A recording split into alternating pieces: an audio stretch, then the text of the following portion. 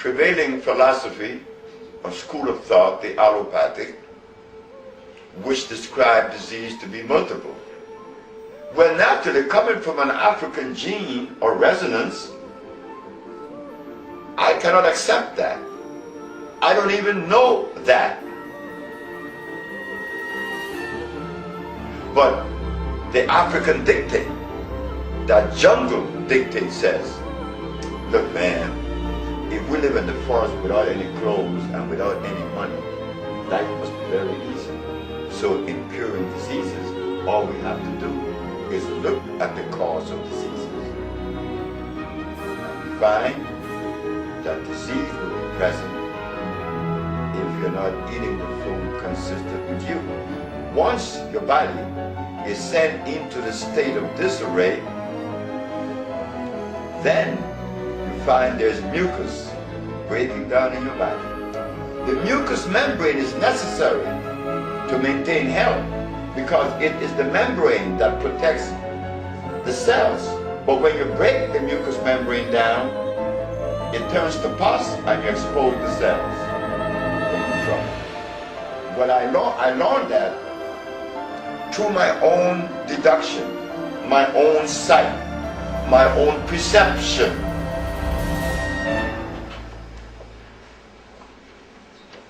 I then made compounds that would address the removal of the pus from the body and allow the cells, the mucous cells, to grow back and protect the cells. So, they asked me in the Supreme Court, Dr. Victor Herbert, who was in defense of the state, said that I was ignorant and unscientific because I said that there is only one disease. The mucous membrane has been compromised, and wherever that compromise has taken place, a disease will be present. The judge said, example. I said, Your Honor, if someone has sinusitis, what is obstructing the nasal passage? She said, mucus. And where there's mucus in the bronchial tubes, what they call that disease? Bronchitis. And when you have pneumonia, what covers the lungs? She said, mucus. When the judge said mucus, mucus, mucus, Dr. Victor Herbert, who was in defense of the state, he jumped up and said in a very angry way, and what about AIDS? And what about AIDS? You and your one disease theory. The judge said to me, do you have a response? I said, yes.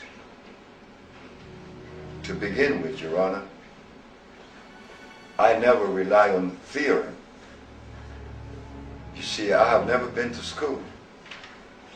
You never been to school? I said, no ma'am. So you see, I would be a poor candidate to rely on a theory. I don't even know what is a theory. I don't believe in anything. Either I know or I don't know. About what I said in reference to disease, I know that it doesn't fall in the category of a theory. It is a fact. It is reality. My most humble and distinguished Dr. Victor Herbert is asking me, what about AIDS if disease is the result of mucus? Where is the mucus? It's in the skin, the blood, the lymphatic system, which makes up the immunological system. That is where you find the mucus. That is the cause of AIDS, not a virus. It was to be a virus simply does not exist. that your brother You know, it's like asking about protein. will be shown something What is protein? I could ask anyone on that this would change the planet, what is profile of protein? things. they're not going to be able to I left my country, where I was born then. No. In 1953 to New Orleans, I became a merchant seaman. I was 20 years of age. As a merchant seaman, I became an engineer 5 years later. I'm a steam engineer.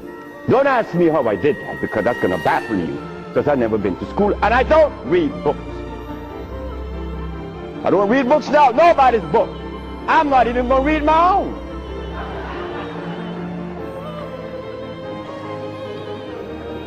Because all the book readers come to me, asking me, how did you cure AIDS? But that's like asking the gorilla, hey man, how come you keep yourself healthy without a hospital? How come you don't have any medicines? We'll begin. I became a merchant seaman right quick to take you through my life. Left Honduras without going to school, became a merchant seaman, became an engineer, worked for the County of Los Angeles as an engineer. While as an engineer, the County of Los Angeles, something is to happen. Something is to change my life completely. First, it was a Mexican. The Mexican said to me,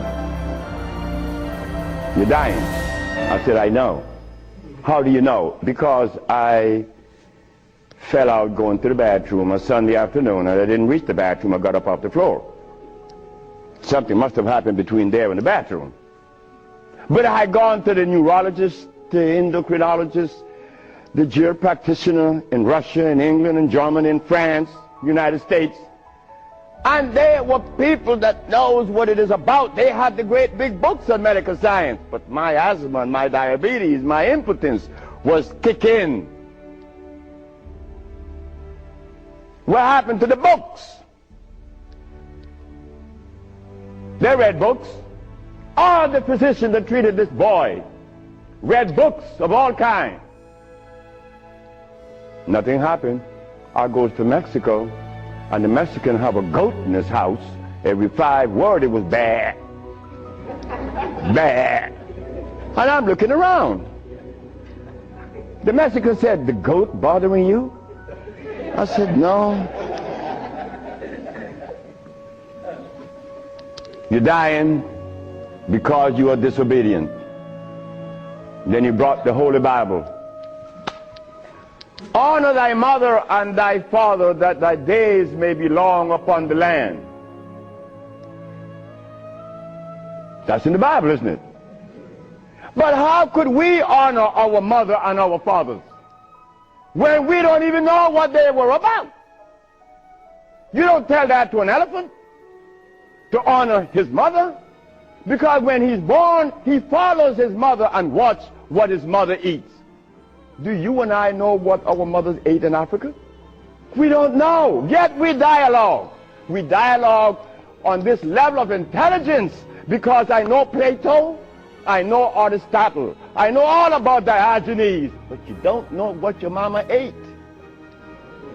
So everything that you talk about means absolutely nothing. So you see where they have us at a deficit? That's why we need each other's. Now when I became an engineer, the Mexican said, stop eating. Don't eat anything. For how long? 3 months. I said, are you crazy? He said, no, you nuts. You ask me if I'm crazy. You've been eating garbage for 30 years. You've been eating garbage. And I'm going to remove the garbage for 90 days and you ask me if I'm crazy. What was I eating? Hog maws, chitlin, neck bones, crackling bread, Lorne in New Orleans.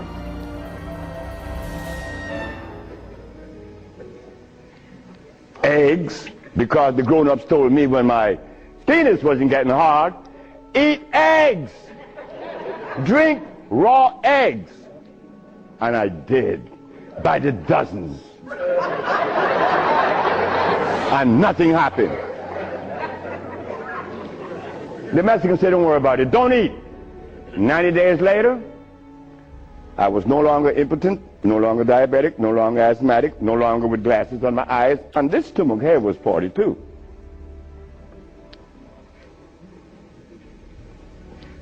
What happened to the science that the physicians were using? medical science. It didn't work, isn't it? But it worked with me. The herbs work with me. This Bible says,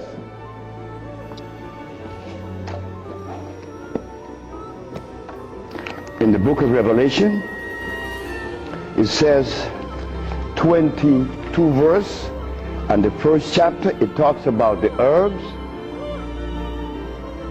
for medicine. Am I right? Well, ladies and gentlemen, what could have happened to us that when my brother, who's a preacher for 30 years, was sick, and instead of going to God's medicine, he went to the physician to get a chemical in his arm. My brother died 21 years ago. I'm not a preacher. I would never be a preacher. I told that to my mother. She wanted me to be the preacher. I said, no, no, no, no, no, no. That would be the last thing that I would consider. She said, why? I said, because I want to live truth. Even if it kills me, I'm going to live truth. And truth is, the Bible says that the herbs are for the healing of the nations. But the preacher, when he gets sick, he will get a chemical. What is the message he's sending to God? Come on, just be truthful. Let us be truthful today. If never again in our life, let us be that today. Why do we go to see the doctor to give us a chemical when the Bible says the herbs are for the healing? Why do we go? Well, you're going to soon find out. That's what affected me then, and probably affecting me now. To a great degree. More than I would ever realize. Because remember, I want to go to the blackboard.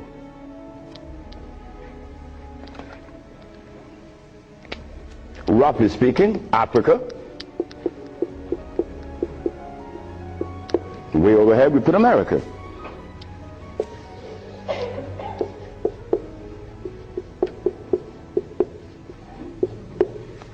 They have 4,500 miles. What happened between here and here? A lot happened. You see, when we were here, without the mathematics, without the ABC, without the sciences, when we were here, we had something to our advantage that we no longer have here. We are blind here. Here we weren't. We were seeing. Why? Because God provided us with everything we needed here. And none of it was comfrey or rice and beans. There were no tofu. There were no soy there. There were no cows. And there were no hogs, no chicken. There were no flour. Those things didn't come from Africa. You see rice and beans and flour and cheese and meat and the starch that you eat, they all came from right here, from a laboratory.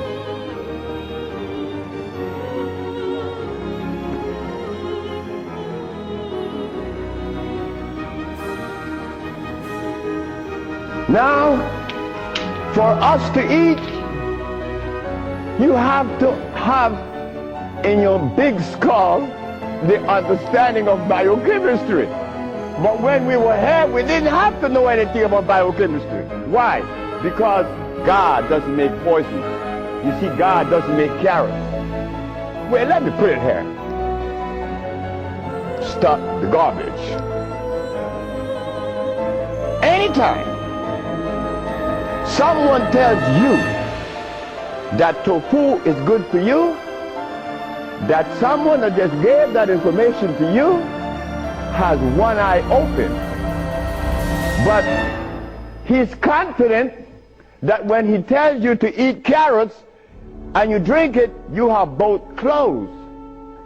So a one-eyed man is king where everybody's blind. But the one that recommends the tofu is only half seeing. He's blind. He got one eye open only. But he doesn't know it. Example. Before we get into the real lecture, pull this out. This is how people take privileges on us. They don't care about us. They bring us information that, oh God, that's why the rest of the world laugh at us. Because they know that we have both eyes closed. Here it is. Moringa. Moringa has 23 times the iron in spinach. Spinach has iron? No, because spinach, let me take my time because there's a whole lot of information. I don't want to jog it up.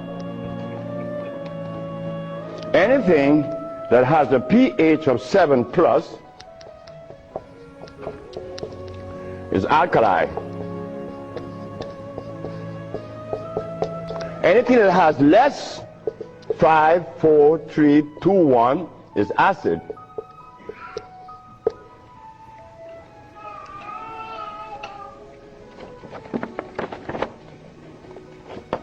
Spinach.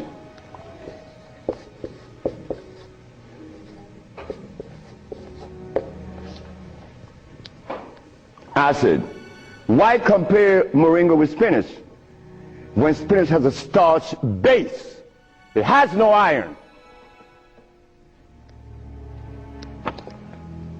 7 times the calcium in milk. Milk has calcium. Well, I stopped drinking milk 42 years ago, and I could fall on my knees. You drink milk with moringa, because they said to mix it with milk and some pages here, you're not going to fall on your knees at 73.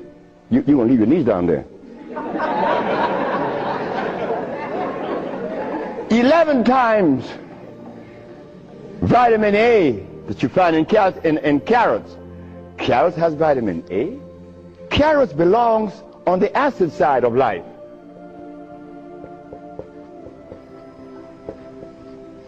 So right there, and they say it to mix with carrot juice. Why would they do that? Then up here, they talk about the Ayurvedic system of medicine recommends moringa. The Ayurvedic is Indian. The Ayurvedic system of medicine recommends cow milk. The Ayurvedic system of medicine has never cured any disease, nor moringa, nor any other system in the world.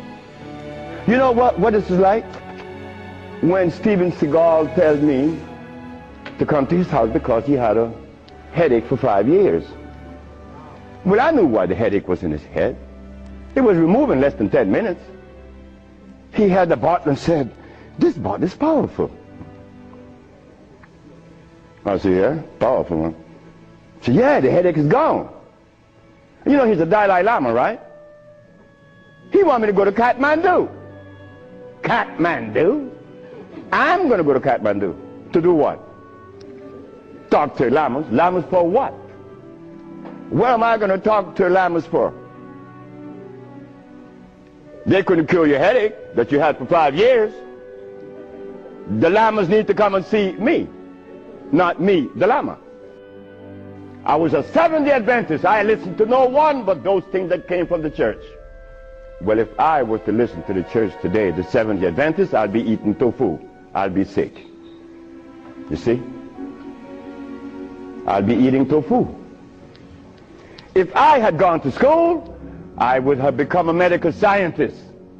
I wouldn't have been able to cure AIDS because they do not. They don't cure AIDS. If I had listened to all of the philosophies of Europe, I would have never been able to find the answer to the cure of diseases. But today, I'm going to share with you the African wisdom, the African brain, the African genesis, the African resonance, something that was never taught to us in the schools. But since we were compromised, we left all our food in Africa. You and I don't even know what we ate in Africa. So don't even go there. But we have the opportunity because one of your brothers happened not to go to school and look outside of the paradigm of school and found something altogether different. And what did I find? That anything that God made is on the alkali side. Why? The molecular structure is complete. It was made by nature, not man. anything that God made has no starch. That's another thing. Anything that nature makes has no starch. Anything that man made has to have starch, because starch is a binder. To titrate two unequal chemicals, you have to use a starch. Starch is not a food. Starch is a chemical. And what have we been eating since they took us away from Africa? Starch and blood.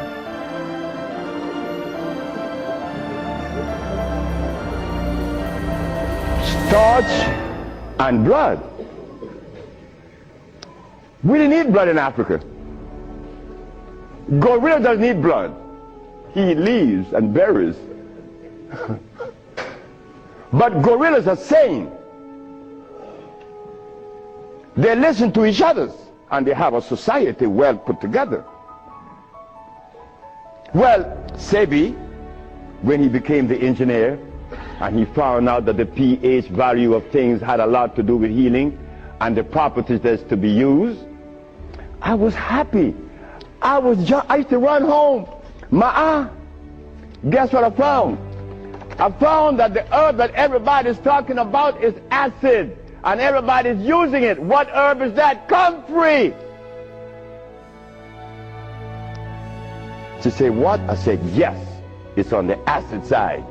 And so is rose hips, enchirecia. What about golden seal? That's right, golden seal was made.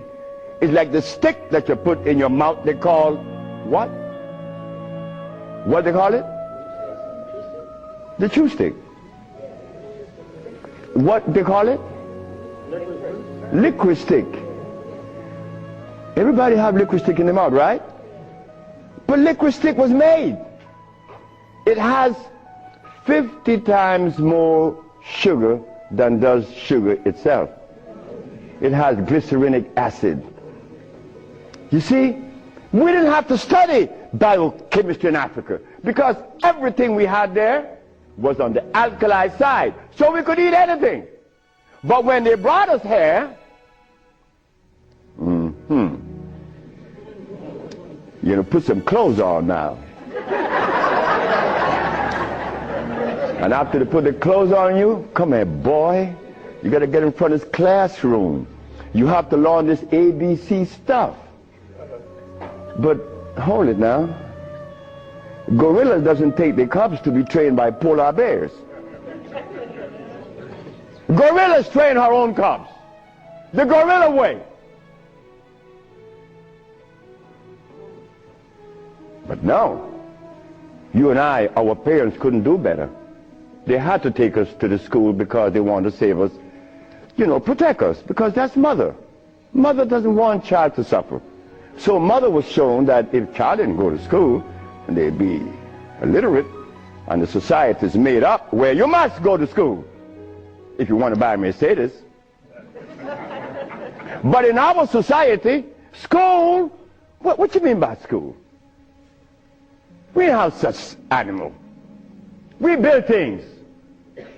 And those who've been to school can't even build the pyramids today. Not in Honduras, not to mention the pyramids in Mexico. They're 4 times the size of the pyramids in Egypt. Oh yes. I know Ben joking and didn't talk about that. But that's okay. Because he need help like I need help. We all need help. So the school that we thought was going to be so, I went to work, equitable, so useful, and I began to had become a deterrent. And I begin to see because those that went to school, the herbs that you guys are using. How did I learn and I didn't go to school? Last one of them, except for burdock, yellow dock, they're natural herbs. And the other one, which is the red clover, that's a natural herb. You know, they're alkali. They're very good. So I begin by compounding herb from all over the world. And lo and behold, a blind man was cured named Mr. Fredericks. Then the Japanese, Fred Takashi, his wife was cured of endometriosis. She had a baby. She was never supposed to have a baby. It's a white lady from Utah. My boss brought his daughter and his brother with ulcers. They were cured. The boss came to me one afternoon and said, so you're going to leave me? I said, yep. He said, you're going to leave me? On your resume, you said that you didn't go to school. And the only reason why I hired you is that I was curious to find out how could a man have an engineer license, never been to school. I wanted you to fail. But instead, you did something that is extraordinary. Are all black people like you? I say, Brett Howell, his name is Brett Howell. Are all black people like me? I say, I'm the dumbest. Yes, they're all like me and more powerful than me. But how come they're not doing what you're doing? You killed the blind man. You killed my daughter of ulcers. Could they do that? I said, they could do it better than you, than me. But why aren't they doing it? Because they're afraid of you. I'm not afraid of God. I'm not afraid of the devil. I'm not afraid of anything, especially you. Because I don't live in fear. I say, Brett Howell, the black man of America is afraid of you white people because you guys made him afraid of you. And you should not feel good about that. It's not about me hating white people, loving black or hating black. It's about understanding. Nobody's going to help us but us. Nobody in this world, whether white, black, Chinese, or Arab, could help us. It's impossible for them to help us. Why? Because they don't know us. They're not of our genetic predisposition. Look, as a Christian, I used to eat pork. Of course I eat pork, and I love it. But as a Muslim, I eat lamb, which is 10 times worse than pork. So what do I do? Who do I turn to? So after I quit my job, the boss said, wait just a minute, because I think you're crazy. You're leaving your job as a steam engineer in 1980, when herbs in 1980, I'm making $2,900 a month. I'm going to leave my job with 10 years seniority to come after some herb that you didn't like. Why did I do this? I had to do it. It wasn't that I could see that far. I can't see beyond my nose. Talk about years ahead. But I had to quit my job. And I had to question myself, why am I doing this? But I did.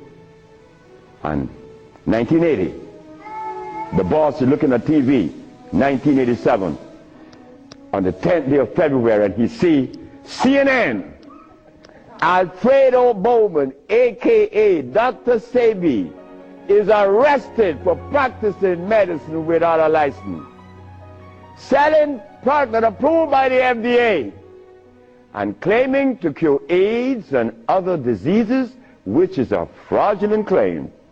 The boss saw that. The boss' wife is in the bathroom because he told me the story himself. He called her out, come and see the man that's arrested. If he says he cure AIDS, I know he cure AIDS, because Brett Howard knew that I would never compromise myself to a lie. When I talk, I know what I said is not true. But I also know that in America, you could also be dead right. 40 years of age, I was going to work, and I passed by Miss Louise Wright House on my right, and I made a statement. I'm going to help humanity. I'm 73 already. They killed me tomorrow. It's all over with. 1987 is the showdown. I was arrested. All of the people in New York that were healers, I don't need to call their name. They said, yeah, they got the big mouth. They were angry at me because I put an ad in the Village Voice and the Amsterdam News and the New York Post. AIDS has been cured by the USHA Research Institute. And we specialize in cures for leukemia, sickle cell, impotence, blindness, cancer, and others. Well, after all, I did it. Shouldn't I advertise it? You should be glad your brother's doing that. because now you have a chance to share in the bounty, right? That's the way I felt. So I'm in jail and I'm wondering, how is the American Medical Association going to escape from this one? You see, in the past, herbalists, when they talk, quiet. Gotta talk under the table, because the physician may get you. The FDA gonna get you. But we seem to forget the one basic thing. When they remove us from Africa, did they bring our food with us? Did they? Well, how could the FDA have such kind of power over us now? Come on now, just wake up to it. So I stood in jail thinking, how am I going to do this one? This is going to be a heavy number, but it's nice because I wanted this moment. I wasn't going to back down. What you mean, back down? So while I'm going to court now, and I'm standing, the judge said, get the man out of jail, and I went to his chambers. Judge Shorter said, young man, you mind if I ask you a question? I said, no, sir. Why did you advertise that you cure AIDS? Well, sir, my mother's alive, Africa exists, and my face, and I would never offend any of the three. That's why I advertise that I cure AIDS. He turned to the woman at the desk and said to her, ask her, did you investigate this man before you arrest him? She said, no. Her name was Phyllis Spade from the Attorney General office in New York. She said, no. You didn't investigate this man before you arrest him? This man, the response he gave me, he cured AIDS. But AIDS is the easiest thing to cure. People think that AIDS is difficult. To me, everything is easy, and to you it should be too. And I'm going to show you why it's so easy. So the judge said, well, you out in bail, and that was February the 12th, I got out of the 13th, but the case doesn't begin until 88. September, I have a year and 8 months. Why the judge gave me so much time, I would never understand. So I waited. Trial date. This is where the showdown with black and white. Not better or worse. We are not better than any white man or Chinese, no. We just happen to be different. That difference has never been treated by any religion or philosophy. There is a difference that needs to be understood. So while I went into court, the judge said, well, Dr. Sebi, will you please begin? Where do I begin? Begin where you say you cure AIDS and the physicians say there's no cure. The physicians are 100% right. There is no cure for AIDS or any other disease. The judge said, just a minute. There's a contradiction here. The newspaper says that you cure AIDS. Then you agreeing with the physicians. That's a contradiction. No, it's not. When you're limited, it is. But when you leave out the box, it isn't. She said, help me. She said, of course. The physician take the position that there is no cure for AIDS or any other disease, and the physician are 100% right, according to their philosophy and their perspective. Their medicine didn't show them a cure. So how could they say that there is a cure? But the perspective that prepared me, there is cure for AIDS and every other disease. Oh my God, when I said that, the physician jumped up.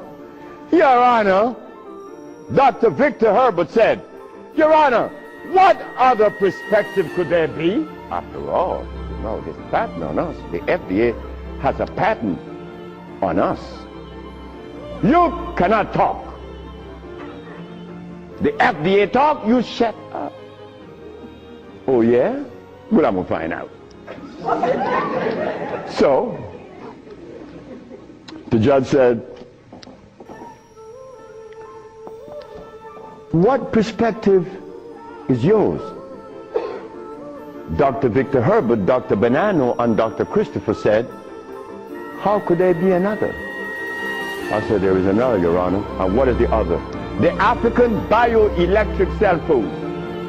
I've never heard of such a thing. That's what the physician said. He had never heard of the African bioelectric cell phone. I said, of course. But we have to remind the good physician that he have not heard of a whole lot of other things. But that doesn't deny the existence of the African biomineral electric cell phone. What is it? Okay. The allopathic claim that there are multiple diseases. The African biomineral balance negate that position. There's only one disease, never been two. The allopathic claim that to treat the multiple disease you must use a chemical, which is violating God. Right? The African biobalance said no. It's a nutritional approach, electric food. Your Honor, I told you that this man was insane and unscientific. He said there's only one disease, but there's only one. Remember, I'm the boy that didn't go to school. I'm going to break things down to the least common denominator. When I was a steam engineer, I found out that in a machine, thermodynamics I'm talking about, or an automobile, the only thing that could cause this machine to go bad is what? Short circuit, obstruction, overheating. The same thing with the human body. So what did I do? I put compounds together that would cleanse the human body of what? Of mucus. In so doing, AIDS, sickle cell, lupus, herpes, blindness. But it sounds too simple, right? Well, that's not my fault. They have complex things, and then they deal with the complexity. And boy, that's a job. But with us, on our journey from Africa to America, it was easy because the slave master had a ship and brought us over. But getting back to Africa, we get confounded. We can't go back now. We don't know how to go back. We better not even go back. Because when I tried to go back, this is what I did. My first trip with a passport was to Kenya. So I went to Kenya and they said, where your passport? I said, I have no passport. I said, I was taken away 500 years ago. I'm back.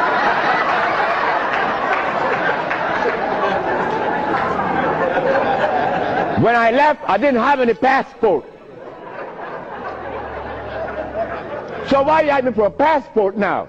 Is a passport African? Put it one side. They put me one side and send me back out. But you think that was bad? That wasn't bad. Wait. May I have that? I go to Africa. I go with my wife and I said, well, boy, I'm happy. Girl, we're going to liberate Africa. We're going to do something for mother country. I go and I saw Dr. Parinyatwa in Zimbabwe. I said, Dr. Parinyatwa, I think your problems are over with. Not only Zimbabwe, all of Africa. Here is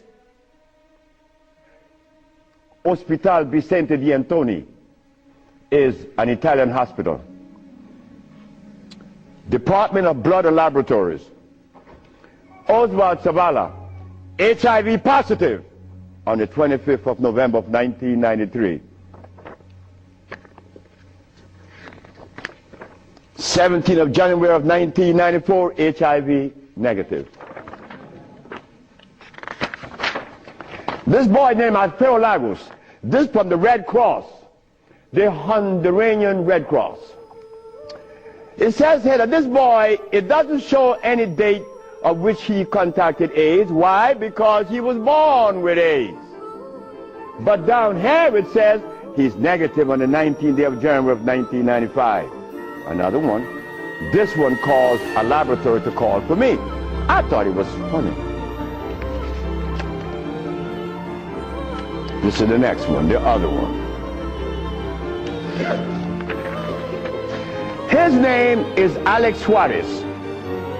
On the second day of January, this boy of August, he found himself with HIV positive. On the 19th day of August of the same year, 17 days later, the boy is no longer HIV positive. So they called me for what? I don't know. Because I know they're not going to change it. Now, this one you're going to like. This one is from the San Diego Public Health Laboratories. It says here that this man has a HIV-1 RNA 26,205. The boy was supposed to be dead at 25, right? Just go to the other page. 6 months later, he's less than 400. He was killed at 15. So anybody want to read it? Because I could be lying, because that's the way we think. But here it is. No, that's possible. I could be lying. Here, young lady. So, curing AIDS, brother and sister, look, that's the easiest thing for niggas to do. We could do more than that. Curing AIDS, to them is big thing. To us, it's nothing. One morning, I woke up and I heard the music that was playing. You know how you turn your radio on and you're sleeping, but the music on the radio would influence you, and you dream that you're seeing the artist is playing, right? You ever had that happen to you? This morning, I'm listening to John Coltrane. 4 o'clock in the morning on channel 850 on the TV. I'm sleeping, and I'm hearing John Coltrane playing Interstellar Space. But then something was happening while this music was playing. I was looking at a black woman doing this from behind a tree. I woke up, and I didn't know how to interpret that dream. But then I was leaving that morning for Los Angeles. As I got to the airport, the governor was there. The governor said, that's him. That's the man that cured Alcida of leukemia. That's the man I'm talking about. The governor had a lot of people around him. So I went, I was leaving for Los Angeles. He was leaving for the capital. He didn't know that we were going to meet that morning. So they was talking to me and asking me questions. Finally, 2 men that were standing away from me, they were white men from the United States. They came up to me and said, well, we have heard of your miracle cures. I said, sir, I don't even know what a miracle is. Especially perform one. I just happen to cure leukemia. That's not a miracle. To you it may be. Because your school of thought have you to believe that curing these diseases is one great big feat. No, it's simple common sense. I'm an African. Now this is where the naked woman going to come out. They said to me, we have heard of your miracle cures, but have you been saved? You see? Right there, I consider that an imposition. Why do you take the liberty to believe that I'm one of those that have accepted your philosophy that I have to be saved? I say, from what? The man politely answered and said, from your sins, of course. I said, wait just a minute. I said, you know, man, while you guys were standing over there, I said, and I looked at you both, and I said, 2 very intelligent young men. But now I have to question that. He said, why? I said, well, because the color of my skin should have prevented you from asking me that question, have I been saved? He said, what does the color of your skin have to do with anything? I say, it has to do with everything. I am the son of a woman that was taken away from the forest of Africa. She, to begin with, she didn't have any clothes on. But she didn't have any alcohol. And she didn't have any prostitution. And she didn't have any supermarkets. And she didn't have a hospital. And she didn't need anything that God didn't make. And she didn't have any money. So all these things constitute sin. So my mother in the jungles was sinless. How did I become sinful? You cut it out. You stop that. I found out that there isn't a president in Africa that is interested in the cure for AIDS. Not one. No, I'm sorry. Only one. I'm not going to name the country because I may jeopardize the country. Because the one thing I learned, that when you begin to talk favorable about a country or individual, they're going to soon get it. That is a fact. So I cannot talk about the country that said to Dr. Sebi, Dr. Sebi, whenever you want to return to Africa and begin this new empire, you have 5,000 acres of land and 6 hot springs. I don't need anything else. Hot springs?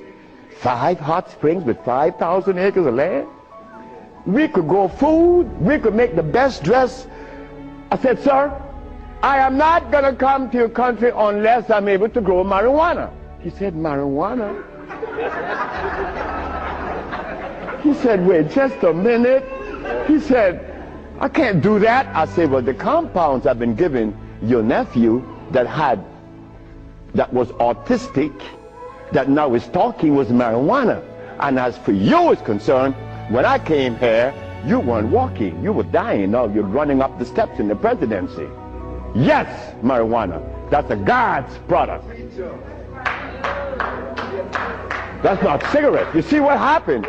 My brother used to smoke cigarettes, but my brother didn't know that the tobacco that he was smoking was artificial. God didn't make that. But marijuana, God did make that. So it must have been a good reason why I was told in school that everything God made is good. Well, I know that.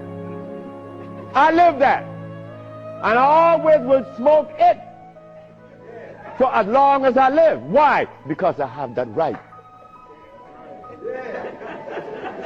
I have that right. It's not everybody that uses it, from autism to arthritis, is cured, because everything that God made is good. So as I go to Africa, all happy, I came back with my tail between my legs, because it ain't happening. It ain't gonna happen. They're not interested in that. But the one thing I noticed today and yesterday, and you may have heard it, President Clinton and Sanjay Gupta, they found the end of AIDS. How could they find the end of AIDS when they have not found the end of diabetes, the end for sickle cell, the end for any disease? But they're going to tell us that they're going to bypass these lesser diseases and jump on the major one, and they got the cure for it.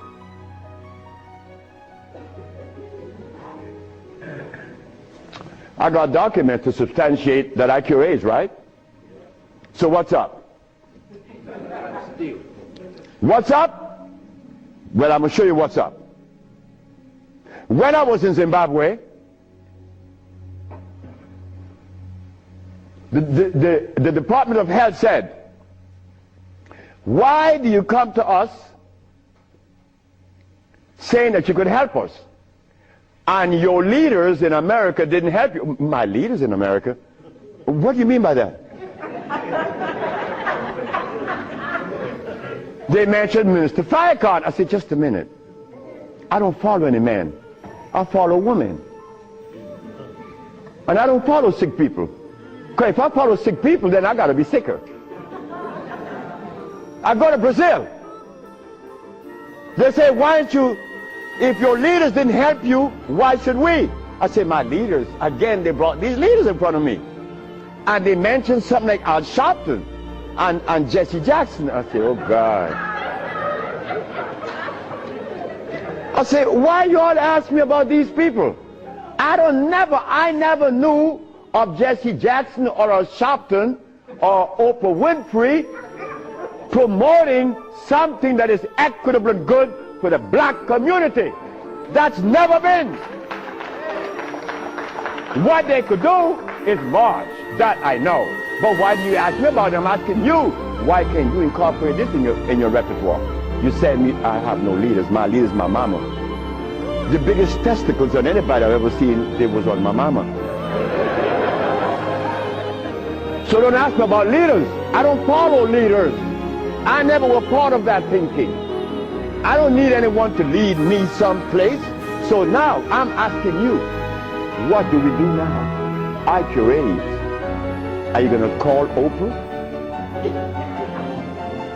You don't need to.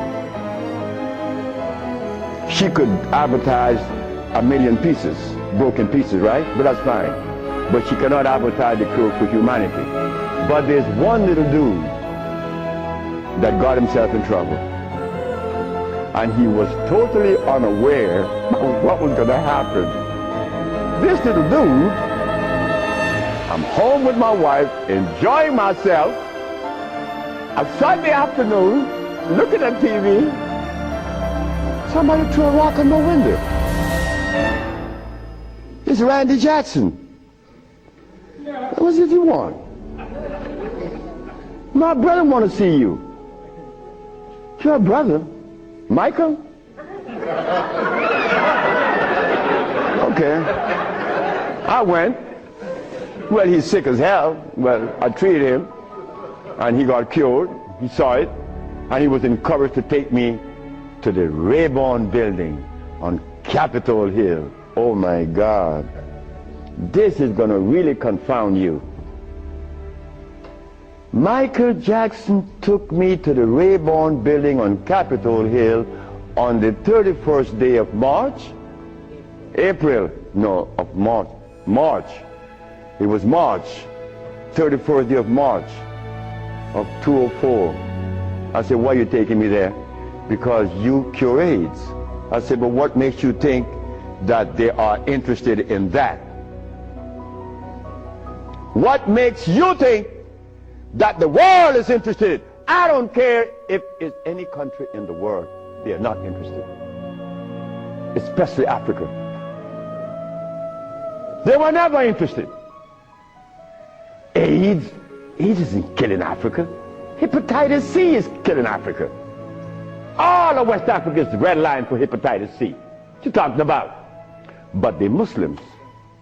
So they have to eat the Muslim food, which is goats and lamb.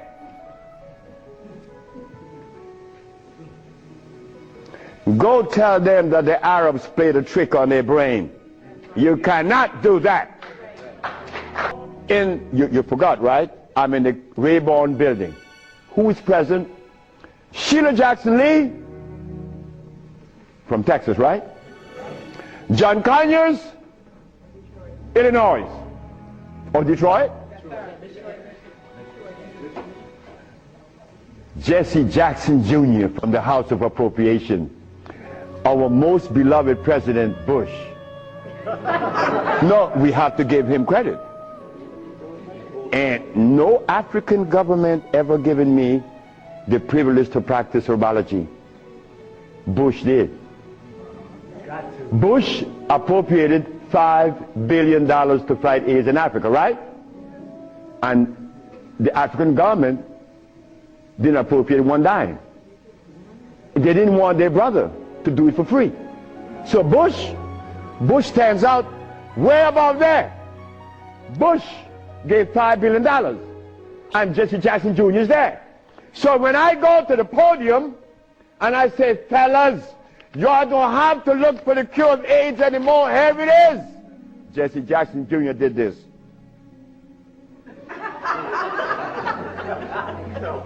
I said, I'm going to talk about this. I have to write about this in my book, because you, not me, but you and I believe in the leaders. We hope that they could do something, right? Well, they had a chance. So 17 African ambassadors. Only one came to me from Mali. The only man came to me and said, Dr. Sebi, I have to respect your position, and I appreciate your position. You have proven that you cure AIDS, and I would like for you to go to Mali. But that's not the country we're talking about previously. He just presented himself that day. But Jesse Jackson Jr. didn't tell you that I cure AIDS, right? He didn't tell his daddy either, isn't it? And Miss Sheila Jackson Lee didn't talk about it, right? And so did John Conyers. So who gives a damn? You see? But that's good. That's good. We don't need leaders, isn't it? So we're going to do it. Because we're doing it now. Because those black women I'm talking about, there's one sitting there. They are going to tell the world we cure AIDS. But last night, Clinton and Sanjay Gupta is on CNN talking about the end of AIDS. How about the end of sickle cell? How about the end of lupus? How about the end of herpes? How about the end of blindness? They didn't find those, but they find the end of AIDS. How is that possible? Are we going to buy that too? Are we going to let them continue to say that there is no cure for AIDS when your brother's curing it? So we are guilty. We are the one that's guilty, not the leaders, because they're sick. All the leaders are sick. You can look at them and tell they're sick. So we have to forget about the leaders, right? So we talk about how long did our parents live in the forests of Africa? You don't know. For millions of years since creation. Did we have money? We live a perpetual vacation. Now I gotta wear this stupid suit on. When I didn't have to wear any clothes. But now just to live, I have to have a $15,000 suit on, a $5,000 shoes. I have to have all kind of stuff on me. And then I qualify.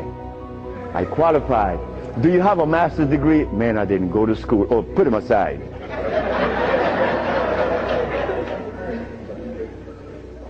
So in essence, there's no one on this planet that is interested in the cure for any disease. None of the leaders, none of those who are talking, they are not interested. It was simple. It was understanding that is alkalinity that cures, not acidity. And any healer that comes to you with these things, like adding carrots, like moringa, it says here, one of the things that I are careful with, it says here, if you add carrot juice with it, it's going to help you. But just a minute, carrot was made by some dude in Holland. It's very acid. So this moringa knows that you have both eyes closed, so I could sell you anything. We don't want that anymore. We don't want to tell stories anymore. We don't want to protect the stories anymore. But you see what happened? When you have been healing or call yourself a healer for 20 or 30 years using comfrey and rose hips and recommending tofu, and someone come on the set and says that you may not be quite right, man, you get off there. You begin to get crazy. You begin to go crazy on that person because you have invested 30 years and people know you, and now you can't turn back and say, I was wrong. Well, I was wrong. And it was one little lady, 94 years of age, named Mrs. Holloman. I was along with the rest of the healers. I was reading these books by Jethro Kloss, Alma Hutchins, Indian Herbology of North America, Myers, Christopher, also this other named Shooks. And they all have calcium in it, so I had to believe that, right? And I went to Mrs. Holloman. I said, Mrs. Holloman, you got to drink carrot juice. She said, sit down, boy. I think you're crazy. I think you're out of your mind. I'm 94 years of age. I don't wear glasses. I don't need you to come and tell me to drink carrot juice because I know that carrot is a poison. I was in Rattan, the island of Rattan, and a woman was listening to me talk, and she asked me, what is the best breakfast in the morning? I said, I don't know. She said, a glass of hot water. I know she was right. The sister was right. So in essence, all of the hoopla about AIDS was just noise. We've been curing AIDS since 1984. Why didn't you know about it? The media didn't let you hear it, right? Jesse Jackson Jr. didn't talk about it, right? Well, I think in the book I have to mention his name because this is what's happening. They're lying to us, and we have to stop it. We have the cure for every disease in the world. We, the black race, is responsible. Not the white, not the Chinese, not the Arab. The Arab need help. They need help now. All Arabs need help. Because there's no way in the world where you find the highest incidence of eye problem like Arabia. Because they eat lamb. But could you go and tell an Arab to stop eating his lamb? It's like going to tell someone that uses cocaine, stop. Then you're crazy. Like going to Africa and tell a Maasai, hey Maasai, you only live 47 years, man, and you're going to die. Because you're eating raw blood and starch. He will chop your head off. And he should. Then we go to Guinea, and my wife came to me running. She said, the young man in there with his wife, he's 19. And she's complaining he's impotent. At 19, she said, yes. My wife came with it. What happened? We asked the boy, what does he eat? He eats cassava. Cassava.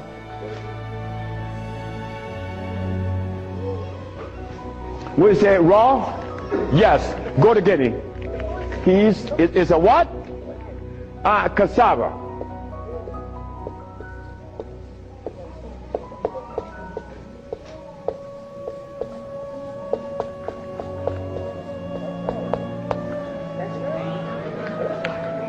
I want you to go to any African country and tell them, no, just ask them please, why do you eat cassava? Oh, this is African. This is from history. Hey African, I know you've been bamboozled too, because cassava is not a product of nature, nor of Africa. Cassava is a starch that needs the aid of a man to grow it. Cassava cannot grow by itself, and it has cyanide. But the cyanide has already affected the brain. He cannot think for himself. It's like talking to a Haitian or a Brazilian. In fact, the only country that I have ever visited that have people dark like me, but nobody in Brazil is black. Brazil.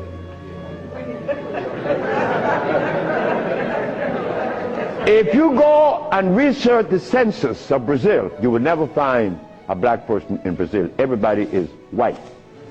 That is how much they have offended us, that we hate the very image that God made. Something is wrong. Something got to be wrong. Me,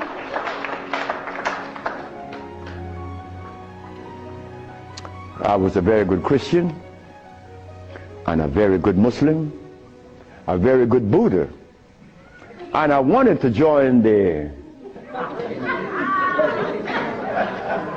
well, I don't want to mention it, but anyway, I was a good everything.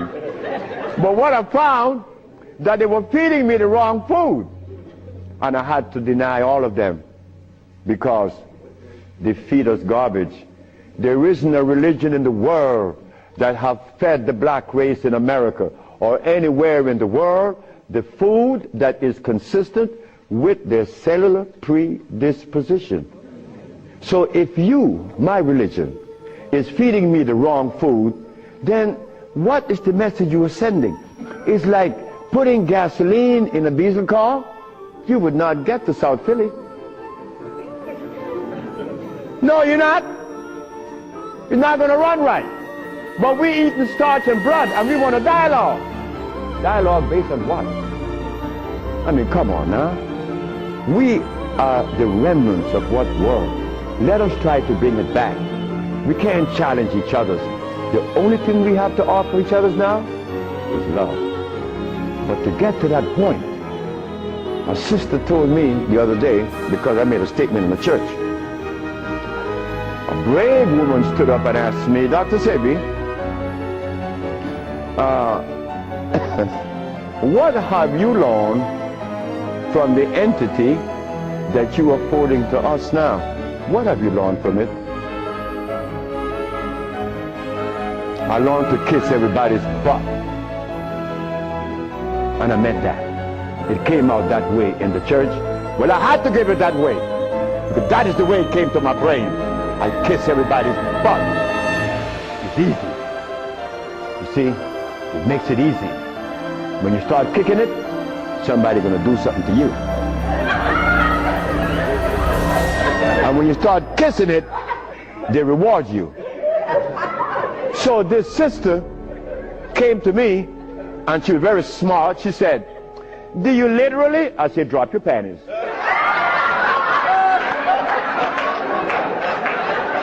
Well, I came out of a woman's vagina. I could kiss her rear end. That's easy, isn't it? Is it easy?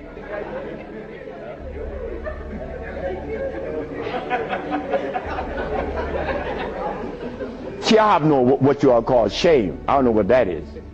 I'm not serious. I'm not ashamed. I'm not a man. I'm a male. Beyond that, I don't know. You guys are men. I'm a male. I stay there. It's easy. So brothers and sisters, look. The deal is this. We have the cure for AIDS. Now you're going to get a chance to ask questions. So ladies and gentlemen, I want you to ask whatever question comes to your brain. And the next question about how do I cure AIDS? Well, I have a daughter now that's 21, and she's the key to beautiful things.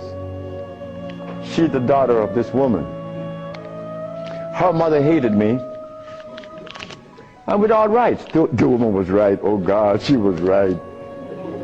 I had 2 wives in the same house, and this woman is in love with me. Oh God, this nigga's crazy. He's a Solomon. Nigga, look, you are a jive, MF. Her mother cursed me out. She cursed me out, and I'm standing looking at Miss Margaret, and I could see the hurt in her eyes, because this woman is in love with this man that already have 2 wives in the same house. Boy, what do I do? And I find myself in this triangle here and don't know how I got in it. But years went by. No, she got a baby. She got pregnant. They kicked her out of the house. But that's okay. She had the baby, little girl, Zave. Zave grew up. Zave was 19. She cured her mother, her grandmother, of diabetes. The little girl that this woman didn't want to come into the world grew up to cure her of diabetes. Last month I got a notice from the mother that Zave just killed a woman in New York of AIDS. How do we cure AIDS? It's simple. We put the compounds together to address the mucous membrane, to cleanse the mucous membrane, to cleanse the bowels. Simultaneously, we went to the forest and found the herbs such as over here on the alkali side, sarsaparilla is an herb that has the highest concentrate of iron. Fluorine, iron. Guaco, that is a plant that has,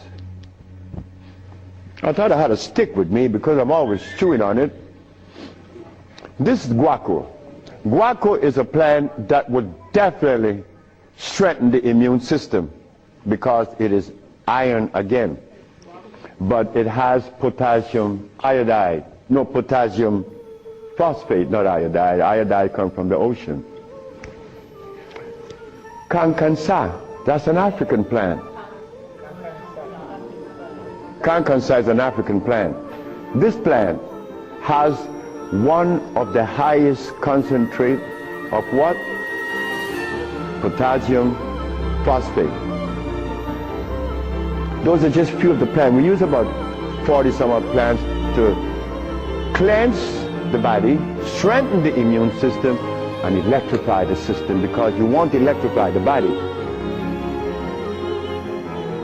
That's how simple we cure AIDS. We cure AIDS. We don't treat AIDS. This thing here says that Moringa said, and they keep repeating it, that they uses it when they believe that it's going to cure. They think, oh no, we got to stop talking like that. We cure.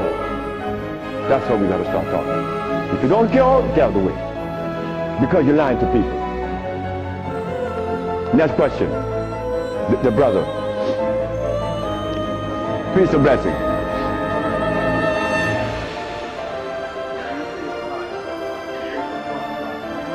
When I see a client, my thought process, I already know what the brother needs.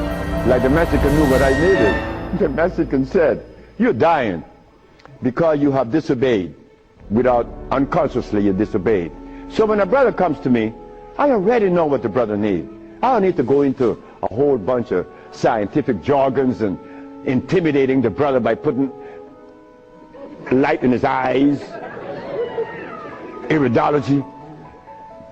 I don't do that. I don't do anything. I just give you what I know you need. People come to me for compounds from Japan. She killed a woman in Japan named Kaoto Kita in Kobe. She never seen a woman. She was in hospice already. With cancer of what? The lungs. There you go. Cancer of the lungs in hospice. She never seen the woman. In a month time, she's vacationing in Hawaii. Okay, there you got it. Yes.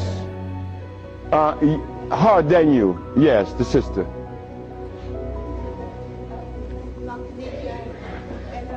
I have a sister who she was diagnosed with Alzheimer's, and she's been in my care for 2 years. I do have her on a fresh food diet, all organic foods, all raw foods, and I'm seeing a big improvement. But I feel as though she needs some other things. And what else can I do to help her? Alzheimer's. She has Alzheimer's, yes, sir. Okay, Alzheimer's. That's a brain problem, right? Remember what I said? There's only one disease? Okay. When you have mucus in the nasal passages, it is sinusitis. When you have mucus in the bronchial tubes, it's bronchitis. When you have mucus in the lungs, it's pneumonia. But now you have mucus where? For you to have Alzheimer's, where is the mucus? So we have to remove the mucus from out of the system, especially the brain, but then we have to feed the brain. That's where biochemistry comes into play. The brain. Like if the sister was suffering with rickets, that's bones, right? So we have to address calcium. If she had leukemia, it would be blood, that's iron. But now she has Alzheimer's. She has mucus in the brain, which prevents the brain from receiving what? Oxygen. Now, what is the brain composed of? Copper and carbon. That is what produces electricity. Copper and carbon. It's simple. Copper and carbon produces electricity. You go to an electrical plant, and all you're going to see is a big wheel turning, and it's copper. But against the wheel are these carbon brushes, and the friction of the carbon and the copper produces the resonance they call electricity. Electricity is not fire, it is vibration. But when you short circuit it, it becomes fire. So yes, we do have, but she must go to Honduras. What is her age approximately? What? Oh, she's young. She's young. She's very young. She could go to Honduras, and it would be fast. Why Honduras? Like sister went to Honduras with her husband, Linda, Richie, and her husband. She will see the improvement in days. Like the woman went down with a goiter. Like the brother went down there with his stiff leg, and in 3 days he was running up the hill. And he could not believe it. Like, this is where a name comes to mind. And I want you all to remember this, because this is a woman that we all love and we all respect. A brother was taken to Honduras, to the village. You see, the thermal waters in the village has a pH of 8.9. One of the highest attainable pH in waters is found in Honduras and in Africa. Thermal waters, that is. The little boy named Shelby, he has AIDS. He has compulsive sarcoma. All the black spots on his body. The boy went to the thermal bath 1 day, 2 days, 3 days, 4 days. The boy came out of the bathroom screaming. The black spots were gone. His mother and my wife Ma'a were very close friends. Ma'a told Malakia, take Shelby to Honduras. On the 4th day, he's doing good. How long is Shelby going to stay there? 1 month. I said, 1 month, he's cured. On the 4th day, the sore disappeared, right? On the 10th day, he tell his mama, I want my passport. She said, for what? I want to go back to Los Angeles. Dr. Sebi says that you have to stay here a month. He said, bitch, did you hear me? That is what we, mothers and fathers, get from our children today because of those hamburgers. It wasn't Shelby's fault. It wasn't that child's fault. That child went back to Los Angeles and began to use crack and died about 2 months later. But Malakia is telling the sister that you all know very well about the incident. Present was Oprah Winfrey, and she said, she was telling the story to her aunt, which is Maya Angelou. Well, I'm nobody. I'm nobody anywhere in the world. I just happen to cure AIDS, but that means absolutely nothing. My son told me I messed up. I should have been a boxer in cracking people's jaws. I get millions of dollars. But the crack jaw come to you and they pay you pennies. So you are nobody, Daddy. In this world of today, curing AIDS or any disease means absolutely nothing. I am not a famous person. I'm insignificant. So Miss Oprah Winfrey said, well, if he's that good, how come I haven't heard of him? Well,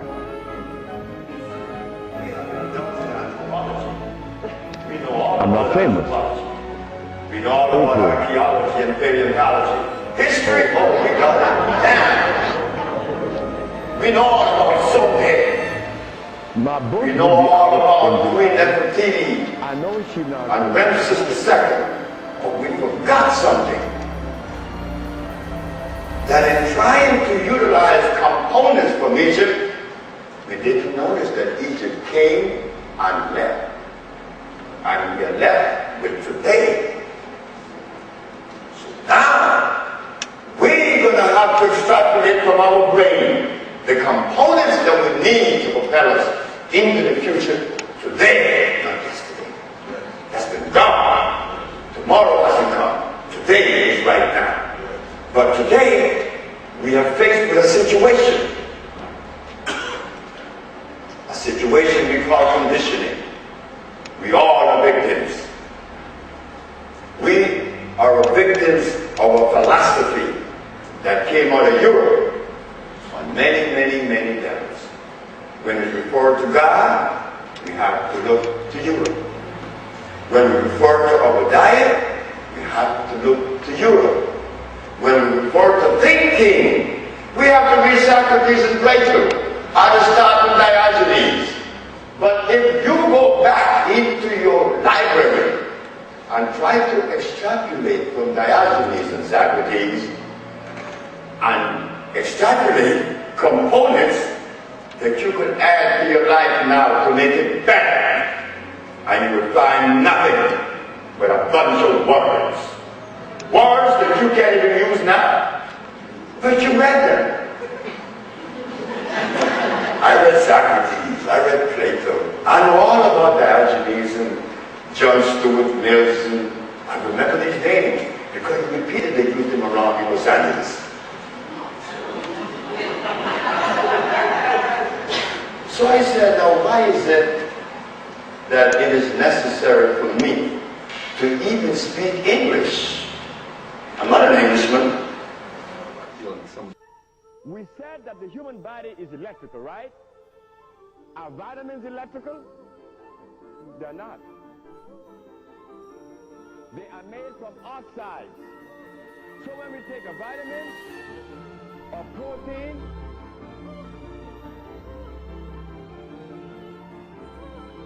we have to ask, is it electrical?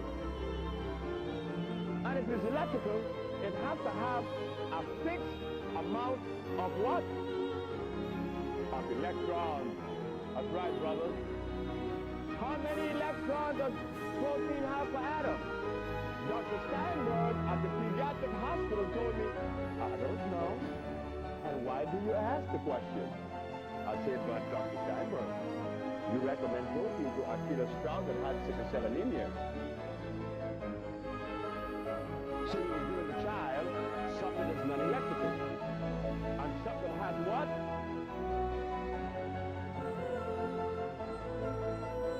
Starch. Starch converts in the body into what? And carbonic acid.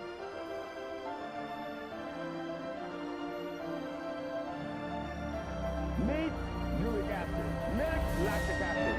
Starch, carbonic. C-A-R-B-O-N-I-C. Nuts, that's why they call nuts. Nuts are nothing but starch. But we used to eat nuts, like I ate some pistachios today, out of habit. But the stuff has starch, has no nutrients.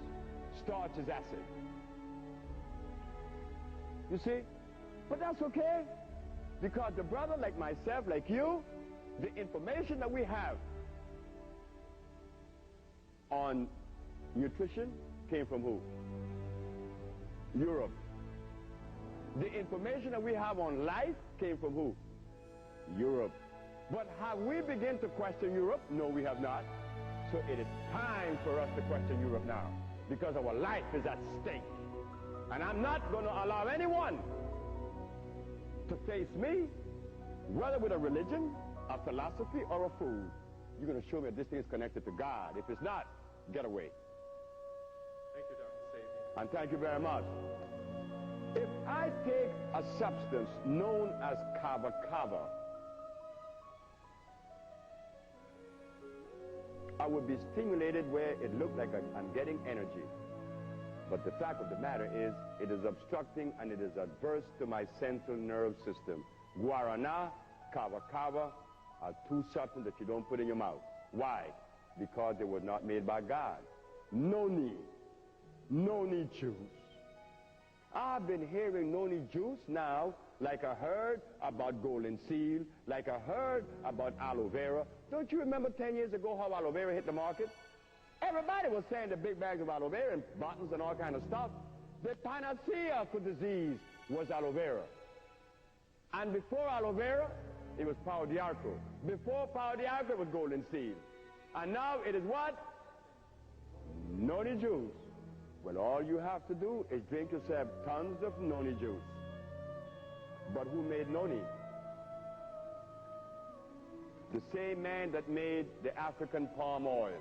The French make noni in those Pacific islands. They cultivate it. Like Chinese cultivate herbs. Ladies and gentlemen, you cannot cultivate that which God made, because that which God made only gives fruit once a year. Not twice, once. Just once. Noni juice is prohibited.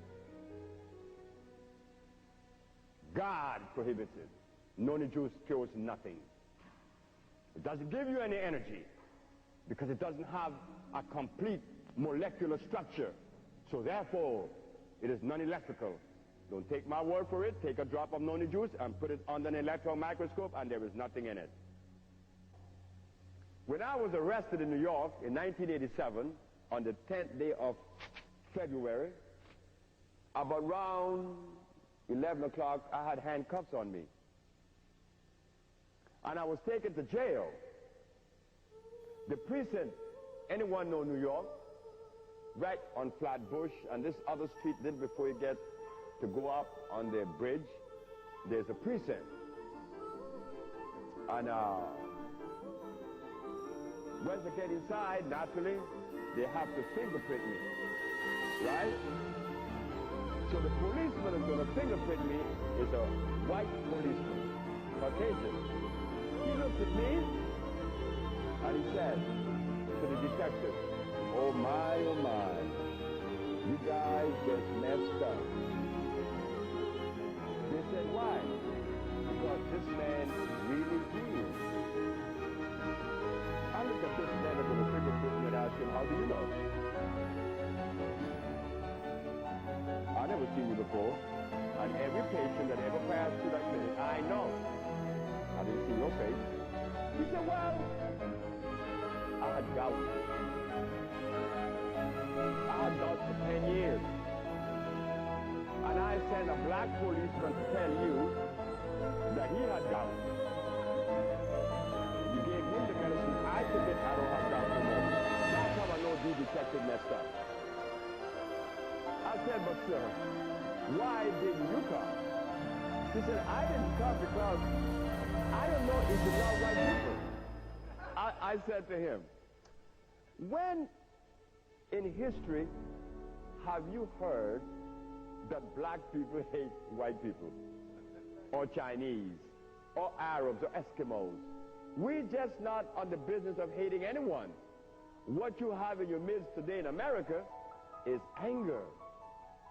And you have made us angry, unknowing what you were doing because you fed us the wrong food. But I can't hate you or anyone else because hate, sir, hate eats up the carrier of it, not the one that you hate.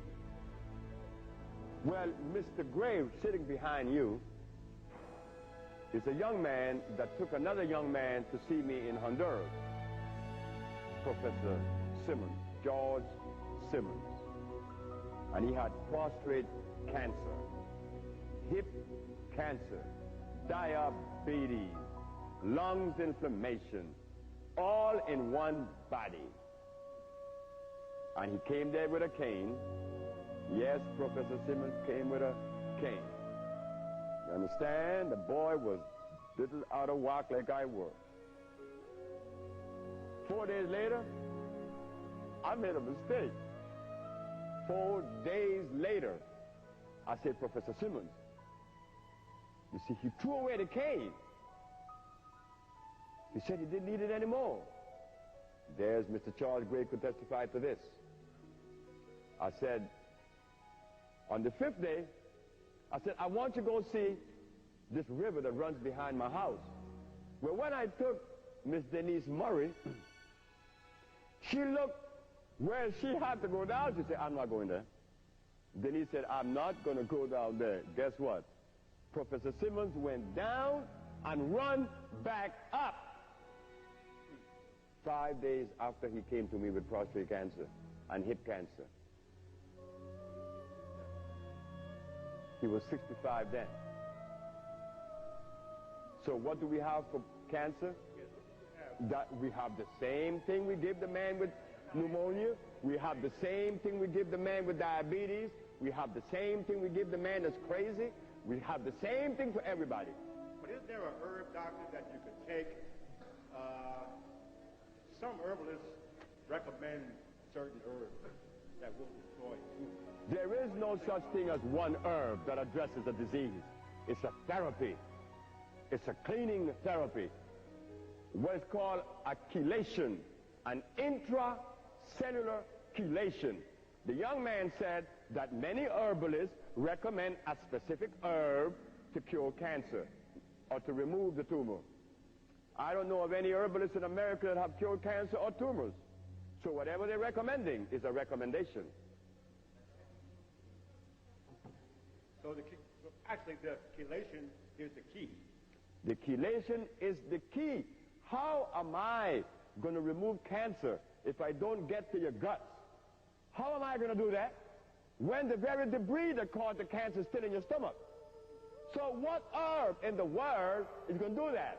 If I give you an herb that comes from Mexico, known as the prodigiosa, which is the most effective thing for your colon and your digestive system, the best in the world, even though I'm going to your colon, it would help, but I still have to give you a diuretic to remove the fluid and to break down the tumor. I have to give you something for energy because your energy has left you. I have to give you something for the central nervous system. So you see, is it one herb or a therapy? Thank you. Thank you, sir. Thank you very much, young man. Now, the young man asks, what green vegetables are not hybrid? Lamb's quarter. It's growing out there right now. It's a leaf about that long, about this wide.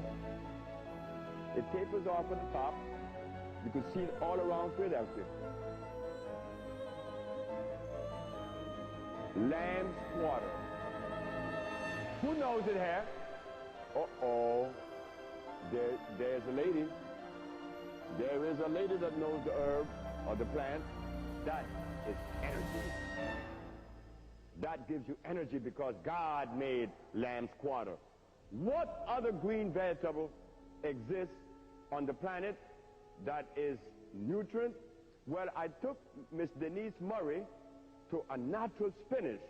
The little leaf is about this small and it has a beautiful pink flower.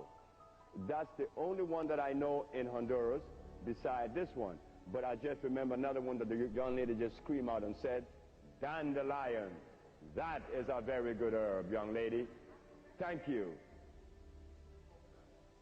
Poke salad, Annie. Forgot about him too. Poke salad. Correct.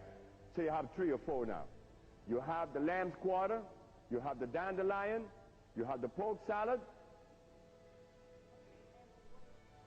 and the one in Honduras, which is the natural spinach.